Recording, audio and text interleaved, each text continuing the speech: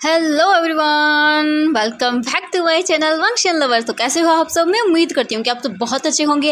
And thank you so much everyone. आप लोगों ने अपने सेकंड टारगेट को बहुत ही अच्छे से कंप्लीट कर दिया, यानी कि 150 से ज़्यादा comments. Oh my God, I can not believe this everyone. Seriously मैंने जब कल के कमेंट देखे तो ओह माय गॉड, सच में मुझे इतनी खुशी हुई कि मैं आप लोगों को क्या ही बताऊँ। आई सच में मेरे पास वर्ड नहीं है बोलने के लिए। हाँ, लाइक तो 1K नहीं हुई है, पर हाँ 800 के आसपास थे, तो आई मीन 800 से ऊपर ही थे। तो thank you so much everyone कि आप लोगों ने इतना प्यार दिया कल वाले पार्ट को। थैंक यू यार। जितने भी मैं बोलूँ उतनी कम है, एंड जितने आप कमेंट करते हो ना, मुझे बहुत खुशी होती है। सीरियसली बोलो, कल के मैंने देखने के बाद तो ओ माय गॉड, मैं यकीन नहीं कर पा रही थी। आप लोगों की कमेंट देखने के बाद इतने सारे मुझे बहुत हैप्पीनेस फील हुई। Once again thank you so much everyone. And next आप लोगों का टारगेट है 200 कमेंट। आई होप कि आप लोग कर दोगे, मुझे निराश नहीं करोगे। एंड 1K लाइक्स प्लीज़ कर देना। आप लोगों ने 2 वीडियो पे तो नहीं किया, लेकिन प्लीज़ इस वाले पे कर देना। ओके, तो चलिए फिर हम आज का पार्ट शुरू करते हैं। लेकिन इसे जो पहले वाला पार्ट था उसमें हमने देखा था कि वांग जी ने सबके सामने एक्सेप्ट कर लिया था कि वो आयुन का फादर है। आई मीन एक्सेप्ट नहीं किया था, सबको बताया था कि वो आयुन का फादर है। एंड ये सब जानने के बाद सभी लोग शॉक थे बहुत बुरी तरह से। मतलब सब लोगों को मिनी हार्ट अटैक ही आ गया था। लेकिन फिर मिस्टर लैन सबको भेज देते हैं, जितने भी गेस्ट थे उन लोगों को। थोड़े ही लोग वहाँ पर बचे हुए थे जो कि फैमिली मेम्बर्स थे। वी जिंग जो है एक्सेप्ट करने से मना कर देता है कि जो वांग जी है वो आयुन का फादर है। लेकिन वांग जी बोलता है अगर वी जिंग ने इनकार किया तो फिर वो आयुन का DNA टेस्ट कराएगा एंड सबके सामने रिजल्ट्स आ जाएंगे। ये सुनने के बाद वी जिंग बोल देता है कि हाँ वांग जी है आयुन का फादर। वांग जी उसे एक्सेप्ट करने के लिए बोलता है, लेकिन वी जिंग मना कर देता है और वांग जी उसके सामने घुटनों के बल भी बैठता है। एंड वी जिंग ये देख नहीं पाता और वो बहुत बुरी तरह से रोने लगता है। इसके बाद वांग जी वी जिंग को लेकर वहाँ से चला जाता है, क्योंकि इस वक्त वांग जी ही वी जिंग को संभाल सकता था।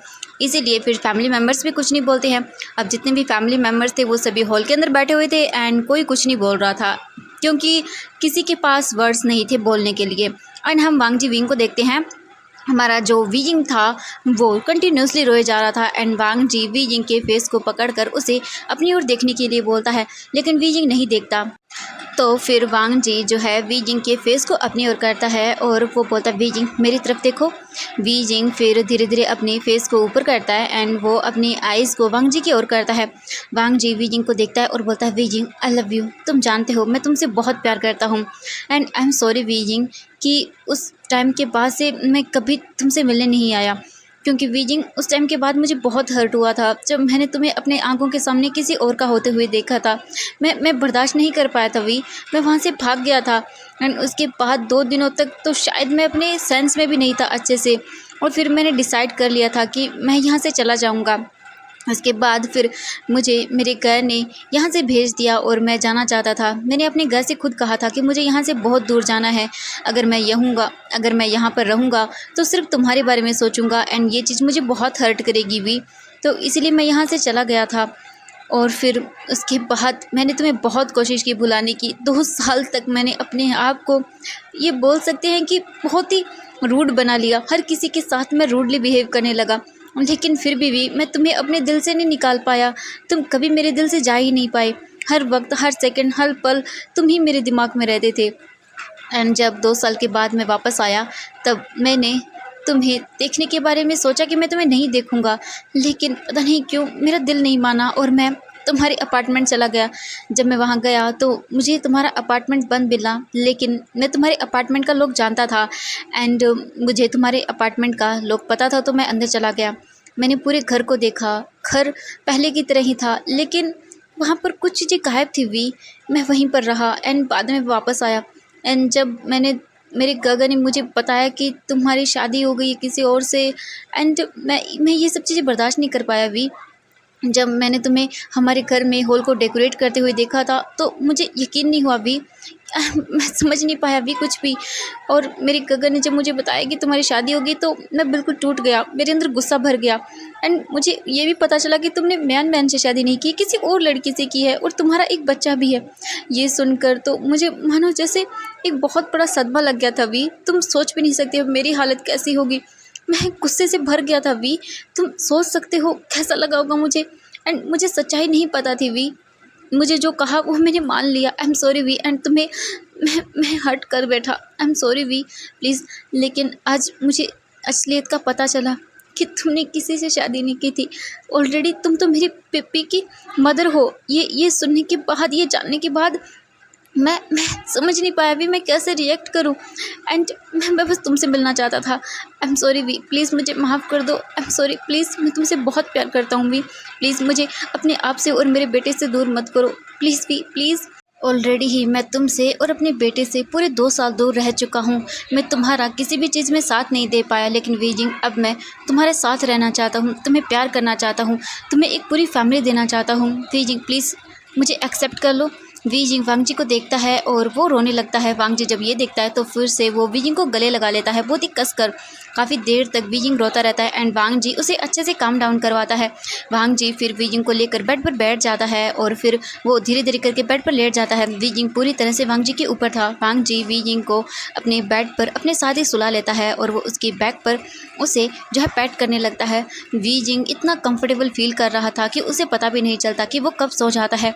वांग जी कुछ देर तक जब कोई भी हलचल महसूस नहीं करता तब वो देखता है विंग के फेस को, तो वीजिंग सो चुका था।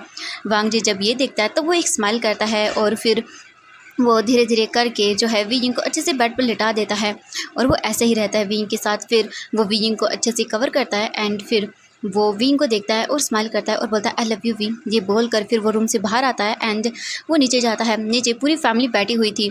जब वो वांग जी को देखते हैं तब वो उठ जाते हैं और बोलते हैं कि वीजिंग कैसा है। वीजिंग देखता है अपनी फैमिली को एंड जियांग फैमिली को और बोलता है कि वीजिंग फ़िलहाल ठीक है, वो सो गया है एंड अभी हम लोगों ने बात नहीं किया, लेकिन मैं कोशिश की है कि वीजिंग मुझे माफ़ कर दे एंड प्लीज़ मैं आप सबसे भी माफ़ी मांगना चाहता हूँ कि मैंने आप सबसे इतनी बड़ी बात छुपाई। प्लीज़ मुझ पर ट्रस्ट करिए। मुझे भी नहीं पता था कि आईवन मेरा बेटा है। मैं क्या बोलूँ, मुझे खुद को नहीं पता है। आप लोग तो प्लीज़ क्या मुझे माफ़ कर देंगे। ये सुनने के बाद जियांग फैमिली पहले तो नाराज़ थी, लेकिन फिर वो वांग जी की सिचुएशन को भी समझते हैं। जियांग चैंग तो बहुत गुस्से में था अभी भी, क्योंकि उसे यही लग रहा था कि जो वांग जी है वो वीजिंग को डिज़र्व नहीं करता है। वीजिंग बेटर पर्सन डिज़र्व करता है। वो तो गुस्से में ही था, लेकिन मैडम यू जो है वो वांग जी के पास जाती हैं और बोलती हैं कि हाँ मैं जानती हूँ सब मेरी गलती थी। अगर मैं वीजिंग को वो शादी करने के लिए फ़ोर्स नहीं करती तो शायद ऐसा नहीं होता वीजिंग के साथ। प्लीज़ इसमें मेरी भी गलती है, तो आई एम सॉरी बेटा, मेरी वजह से ही तुमने और वीग ने सफ़र किया। जब वांग जी ये सुनता है तो बोलता नहीं ऐसी कोई बात नहीं है। मैं जानता हूँ बहुत सारी गलतियाँ हो गई है, लेकिन मैं अपनी लाइफ को अब एक न्यू सिरे से शुरू करना चाहता हूँ। हालांकि अभी वीजिंग ने मुझे माफ़ नहीं किया है और ना ही उसने मुझसे कुछ बात की है, लेकिन मैं समझ सकता हूँ वीजिंग अभी ठीक हालत में नहीं है। लेकिन जैसे ही वीजिंग अच्छे से उठेगा तब मैं विंग से बात करूँगा एंड फिर नेक्स्ट हम सब अच्छे से कोशिश करेंगे कि ठीक से रह पाएँ। इसके बाद वो सभी लोग एग्री करते हैं एंड जो मैडम लैन थी वो मेड्स को बोल देती है कि सभी लोगों को डिनर अरेंज किया जाए सभी लोगों के लिए। एंड मैडम लैन जाती है और बोल देती है, मैडम लैन जियांग फैमिली से भी बोलती है कि प्लीज़ आप सब लोग यहीं डिनर करिएगा। वो मना करते हैं, लेकिन मैडम लैन बोलती कि प्लीज़ यहीं पर डिनर करिए एंड अभी भी बहुत सारी चीज़ें बाकी हैं हम सबको करने के लिए, तो प्लीज़ आप लोग यहीं रुक जाइएगा। जो मैडम यू थी वो बोलती हैं ठीक है और फिर वो सभी लोग एग्री कर जाते हैं वहीं पर रहने के लिए। लेकिन जियांग यानली एंड जिन जूशन वहाँ से चले जाते हैं, क्योंकि वो बोल कर जाते हैं कि वो मॉर्निंग को आ जाएंगे, अभी उन्हें घर जाना होगा। इस पूरे टाइम म्यान म्यान तो बिल्कुल चुप थी, वो कुछ भी नहीं बोल रही थी, वो तो बस एंजॉय कर रही थी एंड उसके फेस पर एक बड़ी वाली स्माइल थी। म्यान म्यान जो है अपने हस्बैंड को देखती है और बोलती देखा सच में मुझे तो यकीन नहीं हो रहा है कि ये सब भी हो सकता है। क्या तुम्हें यकीन है? जो म्यान म्यान के हस्बैंड थे वो देखते हैं और बोलते हैं सच में आज तो मुझे मेरिकल ही देखने को मिल गया। आई मीन सच में? म्यान म्यान बोलती है हाँ सच में, इस दुनिया में कुछ भी पॉसिबल हो सकता है ना। जो उसके हस्बैंड है वो देखते हैं हाँ तुमने सही कहा, लेकिन अब हमें भी चलना चाहिए। फिर जो म्यान म्यान थी वो आती है सबके सामने और बोलती है अब हमें भी जाना होगा। मिसेस लैन एंड जो मिस्टर लैन थे वो देखते हैं एंड मैडम यू भी देखती हैं और फिर वो भी उन्हें बाय करते हैं एंड जो म्यान म्यान थी वो अपने हस्बैंड के साथ वहाँ से चली जाती हैं। वो कार में बैठे हुए थे एंड म्यान म्यान शॉक थी। म्यान म्यान बोलती मुझे अभी भी यकीन नहीं हो रहा है सच में, लेकिन मैं खुश हूँ उन दोनों के लिए, फाइनली वो दोनों एक हो ही जाएंगे। मिस्टर वो बोलते हाँ सही कहा, लेकिन हमारा क्या? हाँ तो म्यान म्यान बोलते शुक्र मनाओ उन दोनों की वजह से ही हम एक हैं, वरना आज तुम्हारी जगह मेरा हस्बैंड वीजिंग होता एंड तो इमेजिन कर सकते हो। तो मिस्टर बोलते नहीं मुझे नहीं लगता कि तुम्हारा हस्बैंड वीजिंग होता, क्योंकि जिस तरह से वांग जी ने सबके सामने केस किया है तो मुझे नहीं लगता कि वो कभी भी विंग को छोड़ेगा। उसकी आंखों में मैंने विंग के लिए प्यार साफ साफ देखा था एंड उसके लिए पागलपन भी। वो उसके लिए आई थिंक कुछ भी कर सकता है। मैन बोलते हाँ तुमने सही कहा, तुम तो यकीन नहीं करोगे, एक बार वांग जी मुझसे सच में मेरे घर पर आया था ये बोलने के लिए कि मैं विंग से दूर रहूँ, वरना वो मेरा क्या हाल करेगा वो तो मैं भी नहीं जानती हूँ। सच में ये सुनने के बाद जो मिस्टर मो थे वो शॉक होते और बोलते क्या सीरियसली?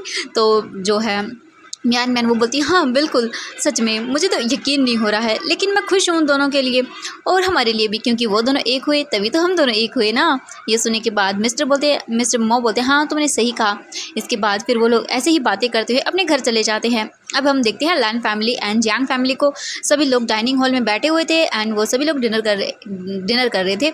ऐसे ही करके वो लोग अपना डिनर करते हैं एंड बातें भी करते हैं थोड़ी बहुत कि आगे उन्हें क्या करना है। फिर वो सोचते हैं कि उन्हें पहले विंग से बात करनी होगी एंड आई थिंक अब विंग को यहीं रहना चाहिए। मैडम लैन जो थी वो बोल देती है, लेकिन वो बोलते हैं कि हम मॉर्निंग को डिस्कस करेंगे, फ़िलहाल हमें रेस्ट करना चाहिए, आज बहुत सारी चीज़ें हो गई हैं एंड सबके लिए एक आराम की नींद बहुत ही ज़रूरी है। तो सभी लोग अग्री करते हैं एंड डिनर के बाद वहाँ से चले जाते हैं। वांग जी जो है वो अपने डिनर को ज़्यादा अच्छे से नहीं करता वहाँ पर, क्योंकि वो विंग के लिए वरिड था। फिर जो आयुआन था वो सो चुका था मैडम लैन की गोद में ही। फिर वांग जी देखता है आयुआन को और बोलता है मॉम इसे मुझे दे दीजिए, शायद रात को ये आपको तंग करे एंड हो सकता है आप पैनिक कर जाओ, तो आई मीन वीजिंग उठे तो ये नहीं दिखेगा तो वो शायद हो सकता है परेशान हो जाए। मैडम लैन बोलती हाँ ठीक है। इसके बाद आयुआन को वो दे देती हैं वांग जी को। वांग जी अपने बेटे को देखता है जो कि सोया हुआ था। पहली बार वांग जी को एहसास हो रहा था कि सच में वो फादर है, मतलब उसके अंदर की फीलिंग वो बता नहीं कर सकता, आई मीन बता नहीं सकता था कि वो कैसा फील कर रहा था, उसे बहुत डिफरेंट फील हो रहा था। इसके बाद वांग जी आयुआन को देखता है और वो स्माइल करता है और फिर वो अपनी मॉम को देखता है और बोलता है मॉम एक काम करिए प्लीज़ प्लेट्स के अंदर खाना लगा दीजिए, तो मुझे लगता है कि शायद वीजिंग उठ गया होगा तो मैं उसे खाना खिला दूँगा। मिसेस लैन बोलती हैं वांग जी ठीक है, एक काम करती हूँ मैं खाना अच्छे से मेड को बोल देती हूँ कि वो रख दे तुम्हारे लिए संभाल के, जब वीजिंग उठेगा तो तुम उसे खिला देना, ठीक है। इसके बाद वांग जी बोलता है ठीक है मॉम। इसके बाद फिर वो चला जाता है वहाँ से आयुआन को लेकर अपने रूम में। वांग जी जब आता है अपने रूम में तब वो देखता है वीजिंग को जो एक बीबी की तरह वांग जी के बेड पर सोया हुआ था एंड उसने पिलो को हक किया हुआ था। ये देखकर वांग जी की फेस पर स्माइल आ जाती है और फिर वो लेकर आता है आयुआन को एंड फिर वो आयुआन को बीच में रखता है एंड फिर वो जो है अब खुद भी आयुआन के पास लेट जाता है और वो उन दोनों को देखता है। फिर उसे आयुआन को लेटाने के बाद अच्छे से वांग जी उठता है बेड से दोबारा से और फिर वो वॉशरूम में जाता है। वो आराम से कंफर्टेबल क्लॉथ पहनता है एंड फिर वो आयुआन को देखता है। आयुआन ने भी जो पार्टी वेयरिंग ना क्लॉथ पहने हुए थे, तो वांग जी फिर आयुआन के लिए कुछ नॉर्मल से आई मीन क्लॉथ जो थे वो उसके निकाल देता है एंड जो अंदर पहना हुआ था उसने उन्हीं कपड़ों में रखता है, क्योंकि बेबी को ऐसे प्रॉब्लम होगी ना कपड़ों से, तो वो निकाल देता है। फिर वांग जी जो उसके इनर कपड़े थे वो भी निकाल देता है और वो ऐसे सुला देता है, क्योंकि बच्चा है क्या फ़र्क पड़ता है कपड़े पहन के सोए या न सोए, तो वो उसे ऐसे ही सुला देता है। एंड फिर वो देखता है वीजिंग को। वीजिंग ने भी जो कपड़े थे वो भी पार्टी वेयरिंग पहने हुए थे, तो फिर वांग जी जो है विंग को देखता है और फिर वो जल्दी से जाता है अपने कपड़ से एक शर्ट निकालता है और फिर वो वीजिंग के क्लॉथ को रिमूव करता है और फिर वो उसे अपनी शर्ट पहना देता है। फिर वांग जी विंग को दिखता है, वो स्माइल करता है और फिर वो आयुआन के पास आकर लेट जाता है। आयुआन बीच में था एंड वीजिंग उसके दूसरी साइड में सोया हुआ था। वांग जी स्माइल करता है और अपनी प्यारी सी फैमिली को देखता है और बोलता है wheezing I love you so much, मैं उम्मीद करता हूँ कि जब तुम मॉर्निंग को उठोगे तो शायद तुम मुझे एक्सेप्ट कर लो। ये सोच कर वीजिंग जो I mean Wang ji smile करता है और वो भी सो जाता है। वांग जी अपनी आंखें तो बंद करता है लेकिन उसे नींद नहीं आती है। वो फिर से अपनी आंखों को खोलता है और फिर वो वीजिंग को एडमायर करता है एंड फिर वो अपने बेटे आयुआन को एडमायर करता है। यानी वांग जी कंफ्यूज था वो इन दोनों में से किसे एडमायर करे। वो ऐसे ही करके अपनी पूरी रात बिता देता है। वांग जी वीजिंग को टुकुर टुकुर देखे जा रहा था एंड फिर वो आयुआन को भी देखे जा रहा था। ऐसे ही करके पूरी रात बीत जाती है एंड वीजिंग आज फर्स्ट टाइम एक चैन की सांस ले पाया था एंड बहुत ही पीसफुल नींद सो पाया था। इतने टाइम में पहली बार वो इतनी कंफर्टेबल एंड इतनी प्यारी नींद ली थी उसने, तो वो तो बहुत ही अच्छा फील कर रहा था। वांग जी जो था वो उन दोनों को ही देख रहा था। फिर धीरे धीरे करके वीजिंग अपनी आंखों को ओपन करता है एंड वीजिंग की आंखें खुलते देख वांग जी अपनी आंखें बंद कर लेता है और वो अपना हाथ आयुआन एंड वीजिंग पर दोनों पर रखता है। तभी धीरे धीरे वीजिंग अपनी आइज़ ओपन करता है और फिर वो अपने हाथों को स्ट्रेच करता है। तभी उसकी नज़रें हमारे वांग जी से मिलती हैं, आई मीन उसके फेस पर पड़ती हैं। जैसे वीजिंग देखता है वांग जी को तब उसके फेस पर स्माइल आ जाती है, क्योंकि ये उसका बहुत टाइम का ड्रीम था। ऐसे वो मॉर्निंग को उठे, अपने पास वो आए, वांग जी को सोए हुए देखे। जैसे ही वी जिंग ये फील करता है तब उसके फेस पर स्माइल आ जाती है, और फिर वो अनजाने में ही अपना हाथ वांग जी के फेस पर रखता है एंड वांग जी स्माइल करता है अंदर कि वी जिंग उससे मतलब ऐसे टच कर रहा है, तो उसे बहुत अच्छा फील होता है। ऐसे ही करके वो फील करने लगता है। वी जिंग धीरे धीरे वांग जी के फेस को टच करता है, फिर वो उसके नोज़ पर पिंच करता है, फिर वो उसके चीक्स पर पिंच करता है, और फिर वी जिंग की नज़रें जाती हैं हमारे वांग जी के लिप्स पर, एंड वहीं जाकर हमारे वी जिंग की नज़रें ठहर जाती हैं वांग जी के पिंक लिप्स। ये देखने के बाद वी जिंग ब्लश करता है और वो अपने फिंगर से धीरे से वांग जी के लिप्स को टच करता है। जब वांग जी ये फील करता है तब वो मतलब पूरा स्टिफ हो जाता है। वांग जी बिल्कुल मतलब कुछ सोचने लायक ही नहीं था। वी जिंग फिर धीरे से अपना हाथ जो है वांग जी के पूरे फेस पर रखता है और वो स्माइल करता है, और तभी अचानक से जो वांग जी था वो अपनी आइज़ को ओपन करता है। जैसे ही वी जिंग देखता है वांग जी की आंखों को कि वो खुली हुई हैं, तब वी जिंग जल्दी से अपना हाथ को हटा लेता है। वांग जी जब ये देखता है तब वो बोलता है क्या हुआ वी जिंग जल्दी से उठ जाता है बेड से, एंड देन फिर वो धीरे धीरे रिमेंबर करता है कि कल क्या हुआ था। वी जिंग जैसे ये याद करता है तो शॉक के मारे उसकी आंखें बड़ी बड़ी हो जाती हैं, और वो वांग जी को देखता है और बोलता है मैं यहाँ पर क्या कर रहा हूँ। वांग जी देखता है वी जिंग को और बोलता है तुम मेरे साथ नहीं रहोगे तो और किसके साथ रहोगी। हाँ, वी जिंग का बकवास बंद करिए, ये बोलकर वो उठने लगता है, लेकिन तभी अचानक से वांग जी उसका हाथ पकड़ता है और अपनी ओर कर लेता है। वांग जी एंड विंग का फेस एक दूसरे के क्लोज था। वांग जी बोलता है वी जिंग, मैंने तुमसे कल ही कहा था कि मैं तुमसे बहुत प्यार करता हूँ, एंड अब वक्त आ गया है कि हम दोनों साथ साथ हो जाएं। प्लीज़ मेरी बात को समझने की कोशिश करो। हम दोनों ने पहले ही बहुत सारी चीज़ों के बारे में सफ़र कर लिया है वी जिंग, अब हमें बैठकर बात करने की ज़रूरत है। एंड सच बताओ, क्या तुम मुझसे प्यार नहीं करते हो वी? अगर तुम एक बार कहोगे फिर से कि तुम मुझसे प्यार नहीं करते हो और मैं तुम्हें परेशान न करूं, तो वी जिंग फिर से मैं चला जाऊंगा। एंड इस बार मैं लौट कर तो आया था। आई डो नॉट थिंक कि मैं तुम्हारे बिना दोबारा यहीं पर कहीं मतलब वापस लौट कर आऊँगा। मैं नहीं जानता वी, प्लीज़। ये सुनने के बाद वी जिंग रुक जाता है एक सेकंड के लिए। वांग जी बेड से उठता है एंड वो विंग के पास आता है और वी जिंग को उसकी कमर से पकड़ता है, अपनी ओर करता है एंड बोलता है वी जिंग, तुम्हारा क्या जवाब है, बताओगे मुझे? अगर तुम मुझे कोई भी आंसर नहीं दोगे तो फिर मैं नहीं पता नहीं क्या करूँगा वी जिंग वांग जी को देखता है और बोलता है लैंजन। जब वांग जी सुनता है वी जिंग के माउथ से अपना नाम तो उसे बहुत हैप्पीनेस फील होती है। वी जिंग वांग जी के फेस को पकड़ता है और बोलता है लैंजन, आई एम सॉरी, मैं जानता हूँ अनजाने में तुम्हें बहुत हर्ट किया है, एंड मैं समझ सकता हूँ कि तुम मुझ पर गुस्सा भी होगे। वांग जी वी जिंग को देखता है और बोलता है वी जिंग, मैं गुस्सा था तुम पर लेकिन अब नहीं हूँ। प्लीज़ वी, प्लीज़ मुझे एक्सेप्ट कर लो। मैं बस अब एक हैप्पी लाइफ चाहता हूँ तुम्हारी और मेरी, क्या तुम इतना करोगे? वी जिंग देखता है वांग जी को और फिर अपना सिर हाँ में हिलाता है। ये देखने के बाद वांग जी बहुत खुश हो जाता है और वो वी जिंग को कसकर गले लगा लेता है। वी जिंग भी वांग जी को गले लगाता है एंड फिर वो दोनों काफ़ी देर तक ऐसे ही रहते हैं। इसके बाद वांग जी देखता है वी जिंग को और बोलता है वी जिंग, क्या तुम मुझे एक बात बताओगे? वी जिंग देखता है वांग जी को और बोलता है वांग जी बोलता है वी जिंग, मुझे ये बताओ मेरे उस मैरिज हॉल से जाने के बाद क्या हुआ था? वी जिंग जब ये सुनता है तब वो चुप हो जाता है और वो अपने सर को नीचे कर लेता है। वांग जी वी जिंग के फेस को पकड़ता है और बोलता है वी जिंग, प्लीज़ बताओ मुझे। इसके बाद वी जिंग अपनी आंखें बंद करता है और बोलता है जब उस मैरिज हॉल के अंदर मेरी और म्यान म्यान की वेडिंग शुरू होने वाली थी उससे पहले ही मैंने पॉइजन खा लिया था। जैसे ही वांग जी ये सुनता है तब वो बड़ी बड़ी आंखों से विंग को देखता है और वो बोलता उसके बाद क्या? वांग जी की आंखों में गुस्सा विंग साफ साफ देख सकता था, लेकिन फिर वो कुछ भी नहीं बोलता है। इसके बाद बोलता है मुझे नहीं पता, उसके बाद मैं बेहोश हो गया था वेडिंग रिचुअल शुरू होने से पहले ही, और मुझे नहीं पता तुम वहाँ पर थे या नहीं। वांग जी अपनी आंखें बंद कर लेता है और बोलता उसके बाद?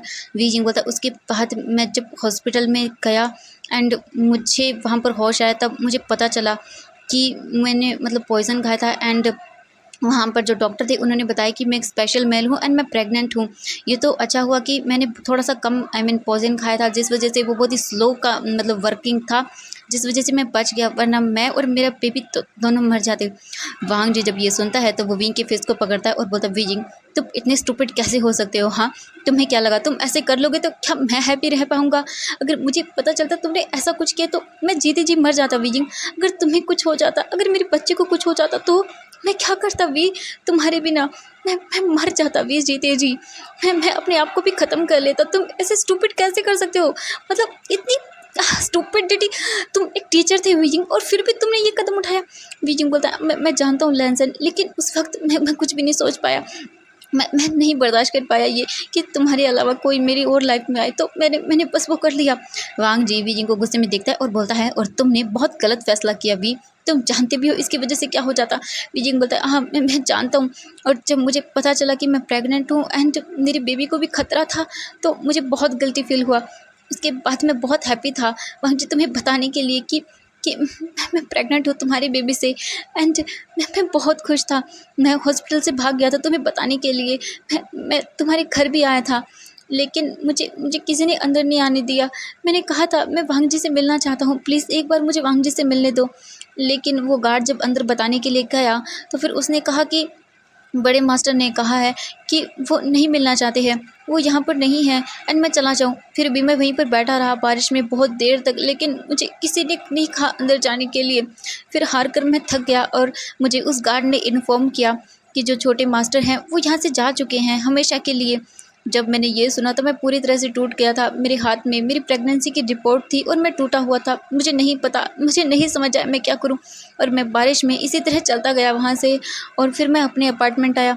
अब मेरे पास कुछ नहीं था एंड मैं इस दुनिया में बिल्कुल अकेला था। मैं अपनी land family I mean Jiang family के पास भी नहीं जा सकता था, क्योंकि मैं जानता था मैडम जी मुझ पर बहुत गुस्सा करेंगी, मेरी वजह से उनकी सबके सामने बदनामी हो गई एंड पता नहीं क्या क्या, और सबको पता चला अगर मैं प्रेग्नेंट हूँ तो पता नहीं लोग मुझे क्या क्या बोलेंगे। मैं डर गया था वांग जी, तो मैंने डिसाइड किया यहाँ से चले जाने का।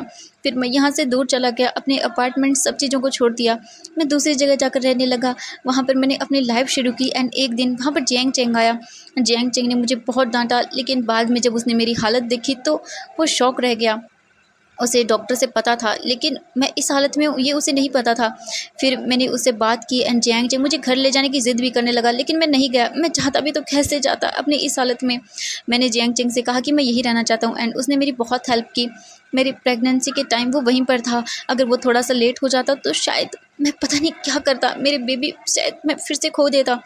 वांग जी ये सब सुनते टाइम रो रहा था, उसकी आंखों में आंसू थे। वांग जी बोलता, Wei Ying I am sorry, सब मेरी गलती है, सब मेरी गलती है। अगर मैं सिचुएशन से नहीं भागता तो फिर ये सब नहीं होता। वी जिंग बोलता, नहीं आपकी कोई गलती नहीं है, सब गलती मेरी थी, मैं ही ये सब पागलों की तरह हरकतें करता रहा। उसके बाद फिर मैं वहीं पर काम करने लगा, मैंने बढ़ दिया एंड उसके बाद फिर मैं सब चीज़ें संभालने लगा। फिर मैंने एक कंपनी में जॉब भी की एंड उसके बाद से मेरी लाइफ थोड़ी थोड़ी ठीक होने लगी। एंड एक दिन अचानक से मुझे आपके घर को डेकोरेट करने का जो है वो एक कॉन्ट्रैक्ट मिला एंड मैं चाह कर भी मना नहीं कर पाया, और फिर मैं यहाँ पर आ गया। एंड उसके बाद तो आपको पता ही है क्या क्या हुआ। वांग जी बोलता है, तुमने सही कहा वी जिंग, प्लीज़ क्या तुम अब मुझे एक्सेप्ट करोगे। वी जिंग देखता है और बोलता है, हाँ लेकिन मैं गुस्सा हूँ आपसे। वांग जी बोलता है, हाँ। वी जिंग बोलता है, हाँ मैं गुस्सा हूँ आपसे, मैं करूँगा लेकिन ऐसे नहीं, पहले आपको मुझे मनाना पड़ेगा। वांग जी देखता है, हाँ। अचानक से वी जिंग का माइंड चेंज हो गया, फिर वो कुछ नहीं बोलता और बोलता है, ठीक है मैं तुम्हें मना लूँगा। वी जिंग बोलता है, इसके बाद वो उठता है और नीचे चला जाता है। नीचे पूरी फैमिली थी, वो पहले ही आ चुके थे वहाँ पर। तो एवरीवन आज के लिए बस इतना ही, मिलते हैं नेक्स्ट पार्ट में। आई होप कि वीडियो पसंद आए तो प्लीज़ वीडियो को लाइक, चैनल को सब्सक्राइब कर देना। आई एम सॉरी शॉर्ट वीडियो के लिए, क्योंकि मैं ऑलरेडी 2 वीडियो पहले ही रिकॉर्ड कर चुकी हूँ, तो सच में मुझे टाइम नहीं मिल रहा है। I am sorry. मिलते हैं नेक्स्ट पार्ट में। Bye bye everyone.